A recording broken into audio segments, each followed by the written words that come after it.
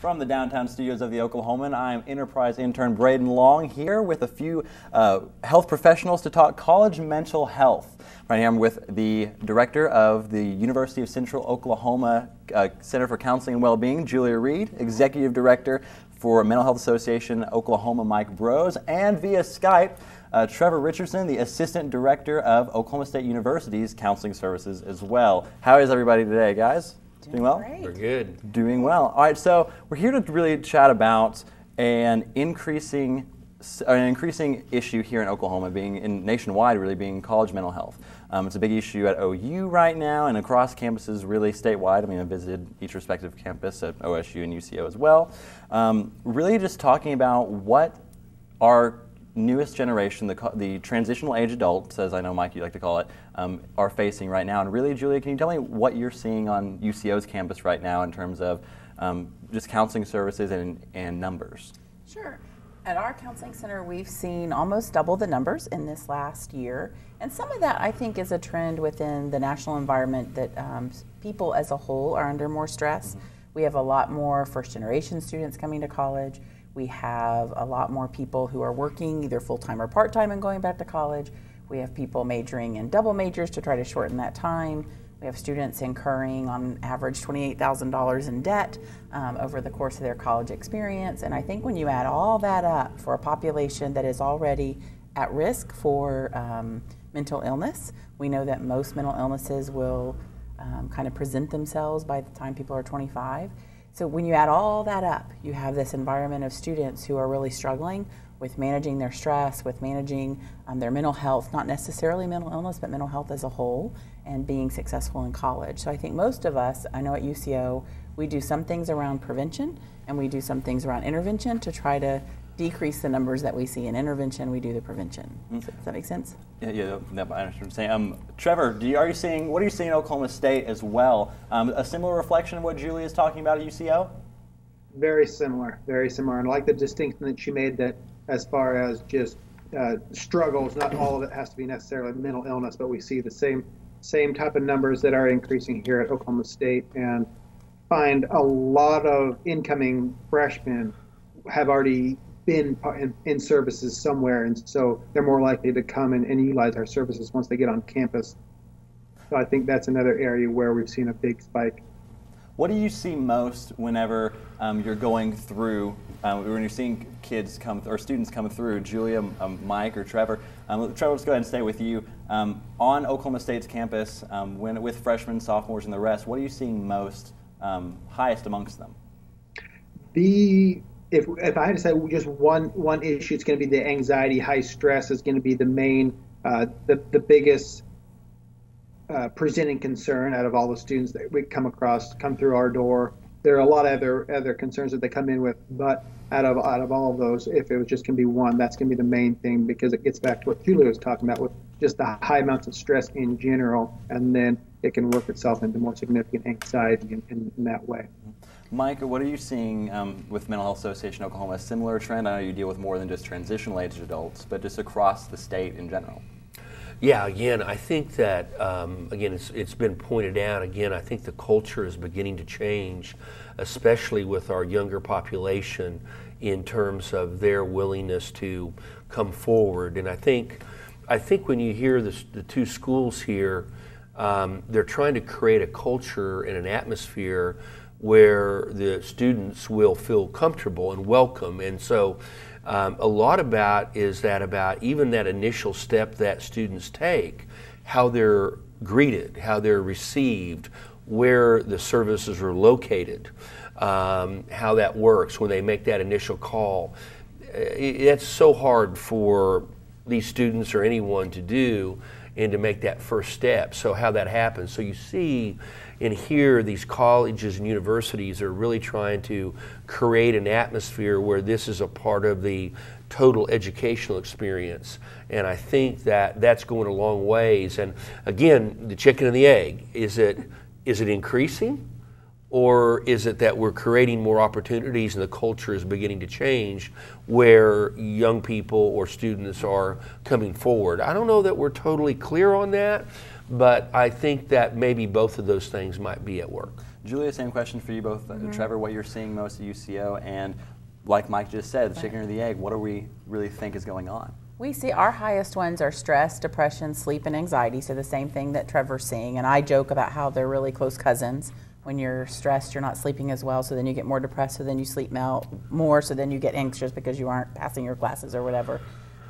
So that's been our top one. But still about 15% of our students are suicidal and are presenting with suicidality. And for me, that's especially concerning. Oklahoma already has high rates of suicidality as a state, plus it's the second leading cause of death for this age group. So that 15% represents a large number, if you will. 15% of the appointments that we have are students who are presenting with suicidality. And nationwide, I mean, we wrote about a story that said that 10% at a university in New York had attempted suicide more than one, or had attempted suicide once, and 5.7% had attempted more than once. And so to see that number not even, or represented, but not even, but higher even here at UCO, that's I think they say nationally about 1,100 students die each year by suicide within the college population, but 1 in 10 are thinking about it. And so I think, and when you add that on to the 1 in 4 probably are struggling with mental health issues, this is an age where impulse control is a little bit difficult to mitigate just because of brain development. And so the more we can teach students to manage those impulses and manage that distress and increase their own ability to regulate those intense emotions, then we probably can decrease. Now our number is down. Our suicidality number is down from the prior year. So we think we're making some progress in helping students do that. So it's still high, but and those are thoughts of suicide, not attempts. Right. Yeah. I think also one of the things is that when it comes to this suicidal thinking, even into the behaviors, is that I think the mental health community has got to come to grips that we'll never have enough mental health professionals to address it. So Mental Health Association of Oklahoma, we really promote particularly QPR, question, persuade, refer, where we can take that out into the faculty. We can take that out into the administrators, other staff within an educational setting, and instructors will recognize distress on the faces and the behavior of their students, and we need to do a good job. These people have to do a good job of doing training with the staff, so that staff can be a lot of times that first line of defense, even though whether it's suicidal thinking or that anxiety, that depression, and know how and where to refer, and not just leave it to that student to figure out how do we get over there to those people and what have you. And I think that staff training is absolutely critical as that first line. And I know we do QPR, and you're exactly right. When we can train a whole community of people to recognize signs of distress, and really on a college campus, your hope would be, and in the community as well, that peer-to-peer is often so much more powerful than professional to student. And so the more we can engage our student population in helping other students increase their capacities to be stable, then we're going to be doing a lot better. And so we have a lot of peer education programs that we do. Absolutely. Because I think those are critical. And then we only get students for a few years. Now, I mean, it used to be 4, now it might be longer, that students are graduating, but we're their community while they're there. And so Mike works out in the community. We'll never have enough in the community. We'll likely never have enough professionals on campus. But again, if we pair up those best practices with what we're doing on our campuses, we might make a dent. Right, like you were saying before, Julia, the developmental level where they're at, if we can meet them here right now and help them gain some of those skills that'll give them the frustration tolerance, allow them to deal with failure, get back up, and keep moving on towards their goals, we're hoping that they take those for a lifetime and apply those to the next struggles down the road. Absolutely. All right, let's talk stigma. We had discussed really millennials, the stigma is dropping, being able to talk to each other and talk to others as well. But J.D. Baker, he's the chair, just founded of Our Mental Health at OU, provides a little bit of a student perspective for us as well. And he said, prior to this year, I think mental health was only relevant to those who struggled with the illness, but the stigma on OU's campus and really across the state was dropping. Trevor, we'll go back to you. Do you see a stigma dropping on Oklahoma State's campus? Really, I mean, we see more students coming in, so in theory, that stigma would be dropping with this younger age group. And also, let's address severity here as well. Are you seeing an increase in that, just like Julia mentioned earlier, at UCO? Yes, on both accounts. As far as the stigma dropping, it's amazing. You know, I talk with my staff all the time, and how much less so, you know, 5, 10 years ago, but now you're out and about and you're doing a presentation, and one of your clients comes up in front of all these other students and says, yeah, this is my counselor Trevor, and just talks about it just like it's any other, you know, any other medical appointment or anything like that. And so I take that as a very good sign that that stigma is decreasing, and it is thought of more so as just, this is another resource that's available to me, just like my academic advisor, just like the physicians over at the health center, just, you know, whatever it is, that it's going to help me function the best I can so I can meet my goals. And then as far as severity, before when you and I had talked one-on-one, I shared some research that a former supervisor of mine had done back in 2004. It was a 10-year study, and saw over that period of time, the severity of presenting concerns at university counseling services had increased dramatically. And now I haven't seen anything in the last couple years on that. I have no reason to believe that hasn't continued to increase in these next 10 years, in the past 10 years. So I think it goes back to that chicken and egg argument that we were talking about before, that was it always there, and now the stigma is dropping, so they're coming forward. And when those students are getting treatment earlier on, when they're getting treatment in high school, those students are on a more even keel where they can come into college. And then if they get off their meds, then all of a sudden that's when we see those significant problems that we have to respond to in a more crisis type situation. But in the past, if those students hadn't been getting treatment at all going through high school, then they never would have been able to achieve what it took to actually get accepted into college. And so we probably wouldn't have seen them here. And so that is an argument that I've heard that makes a lot of intuitive sense to me. Psychology professor at, I believe, James Madison University, Greg Henriks, had said that the number of students that had been diagnosed with some sort of mental illness had tripled since 1985. And so we're really just trying to diagnose what that reason really is. I mean, going through, I'm 22 myself in college. I'm an enterprise intern here at the Oklahoman, and I mean, from middle school to high school, kids are pressured to make sure to get good grades, A's, to get a scholarship, to go to their university where they'll encounter, like you mentioned earlier, Julia, student debt to get a degree that they might not even get a job in right away. And so do we see an increase just in stress in this generation that maybe also plays a part of this as well? Mike, you mentioned helicopter parenting as well, possibly an issue here where maybe this generation is also too coddled, but I'll toss it to you first, Mike. What do we think really the reasoning for an increase regardless is? Yeah, again, I think we need to really more study around that. I mean, some of it we know, and some of it I think we don't know. But I mean, I think all of us would say, in this world and day of social media itself is adding a lot of stress. And Julia mentioned other things, the debt.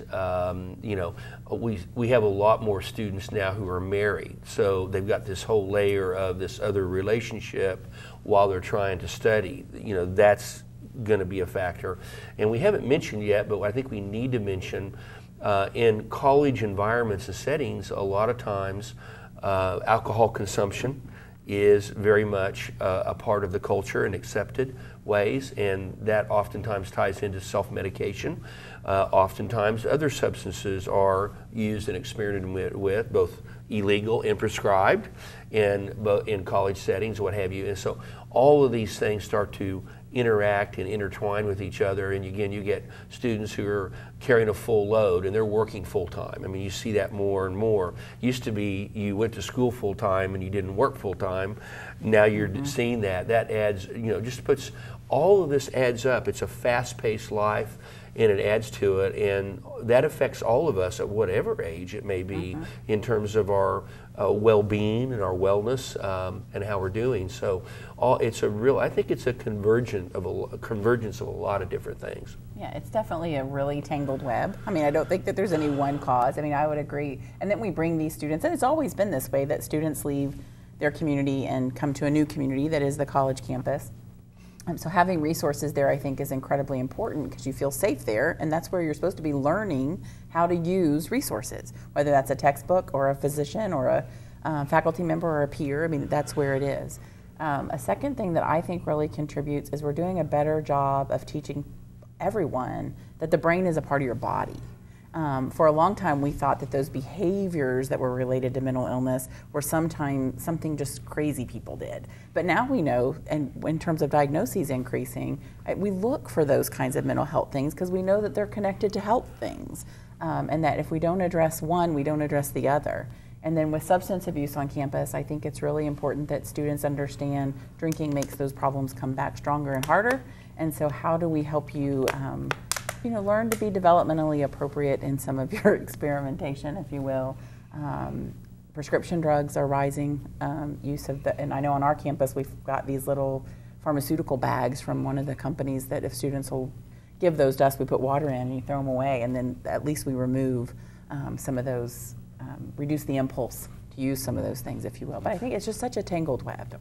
Trevor, what do you see at Oklahoma State really that reflects the substance abuse problems that we were talking about here just a second ago? How much do those intertangle whenever we're talking about depression, anxiety, and stress at OSU?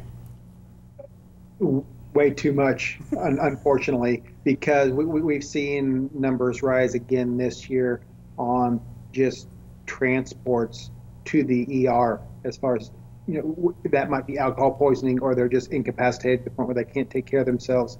And, sometimes it doesn't really matter which one's which, but they're in a pretty bad shape because of the impulse control that was mentioned before, or because it's self-medicating, or because it's the first time they're experimenting with alcohol, drugs, things like that. But to me, lots of times they're using because of some of these other issues. Sometimes it truly is just experimental use, but lots of times they're trying to mask something else.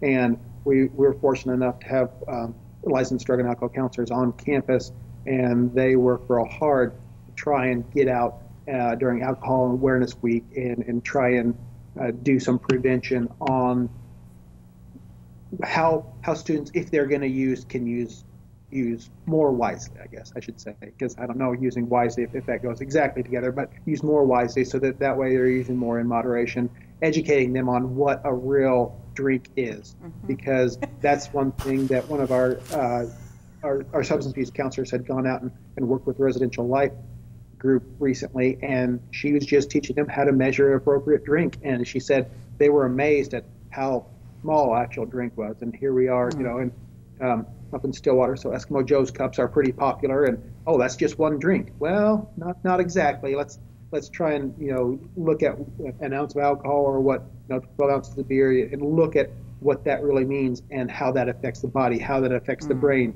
through where they're at development and are already having some impulse control. But you add alcohol to that, and that's not going to be the best mix for making the best decisions for them. So, unfortunately, that's something that we see here a lot, and we know we're not unique in that capacity and with those substance abuse issues.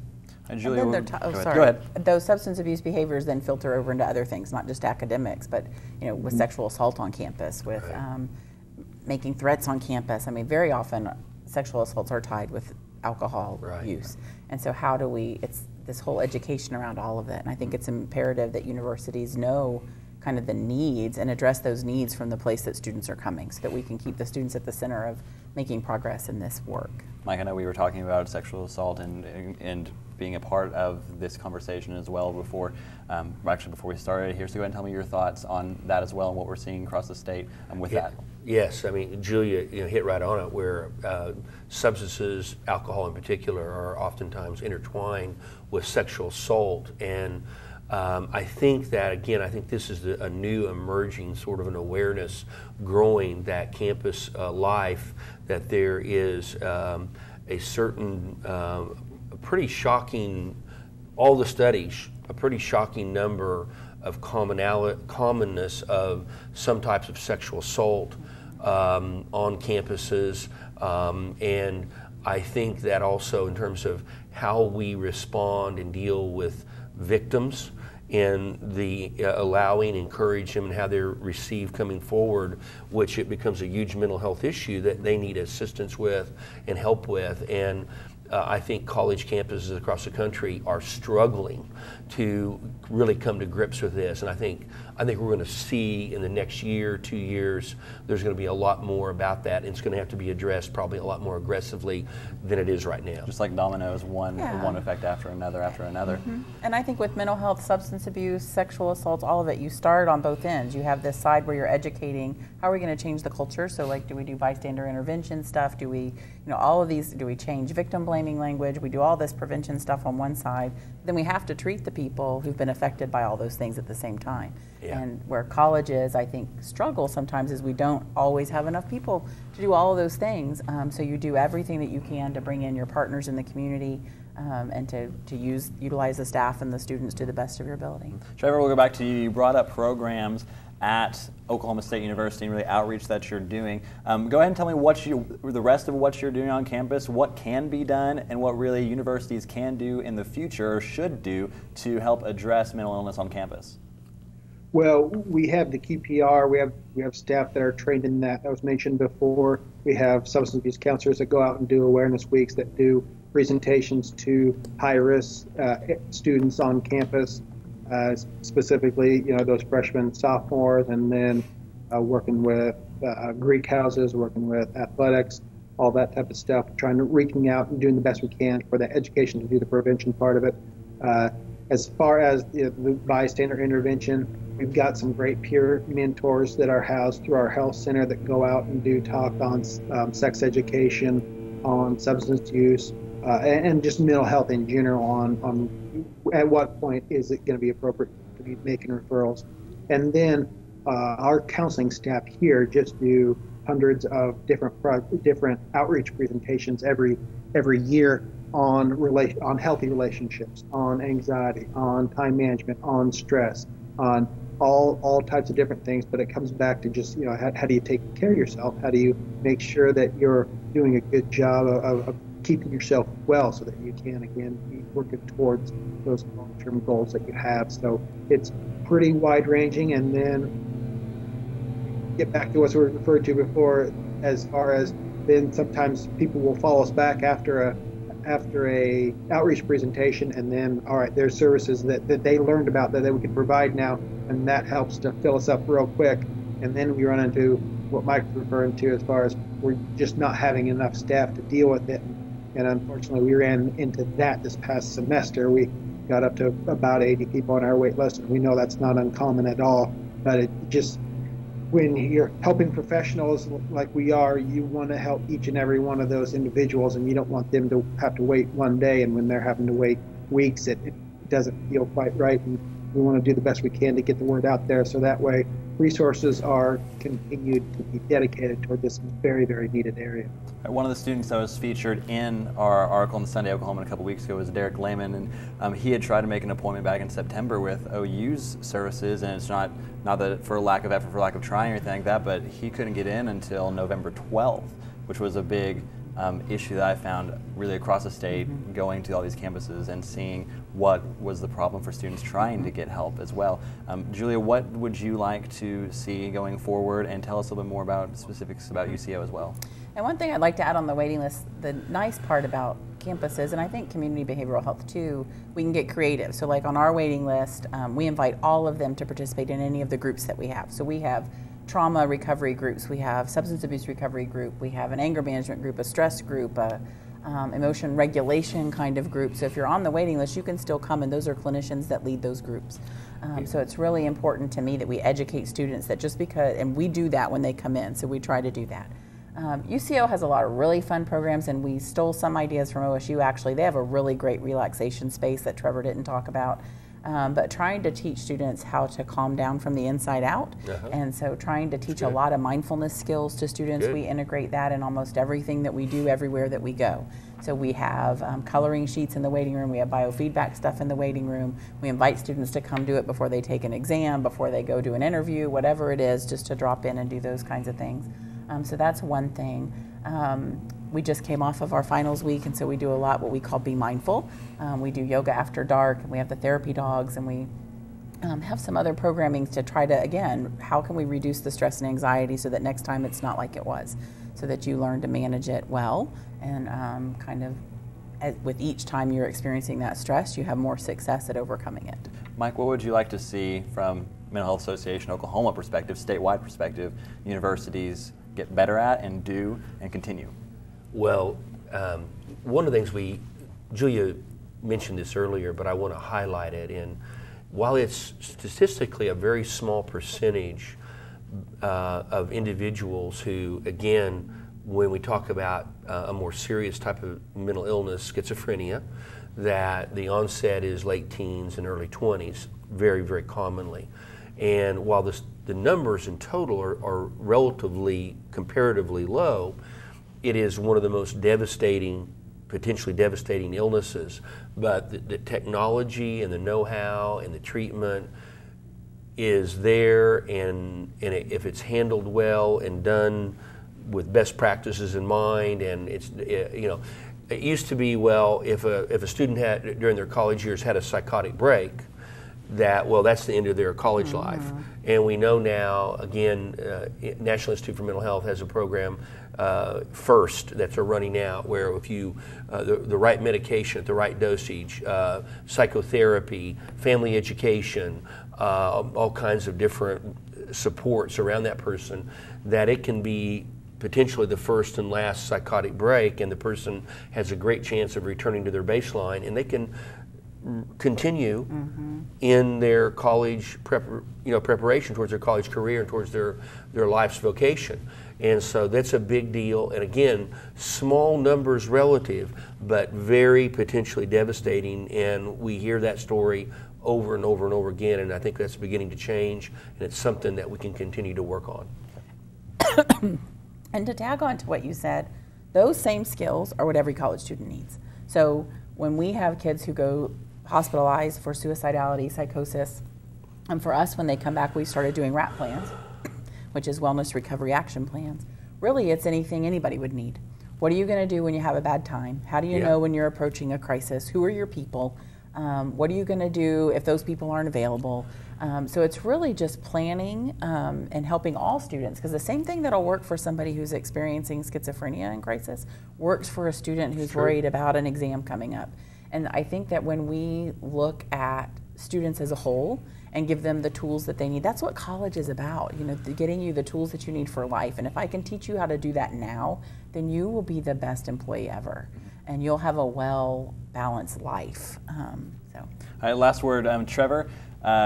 Tell me what you would really think and would like the message to be to your students across the state regarding any stigma or wanting to approach mental illness. I know it takes a lot of courage to step in the door, but when you do, you're going to find people that care about you, that are going to support you in whatever your goals are you're reaching out to do. And hopefully you're going to be reinforced in that courage and that strength that you displayed, because you are definitely not alone. And the only way you know that is if you take that first step. All right, Mike? Yeah, that's really good advice and great thoughts. And again, we want people, that your viewers, your readers, to feel free to call the Mental Health Association. If they're not sure where to connect up with services, they can call us, and we're happy to help them. All right, final word, Julia? Same thing as Trevor. Just come and ask for help. It might be faculty, it might be a friend. But the very fact that you think you have something that you'd like to work on towards wellness, you should do that, and you should get partners to help you do it. All right, be sure to watch for continuing coverage on college mental health here at newsok.com and the Oklahoman. For right now, thanks for watching.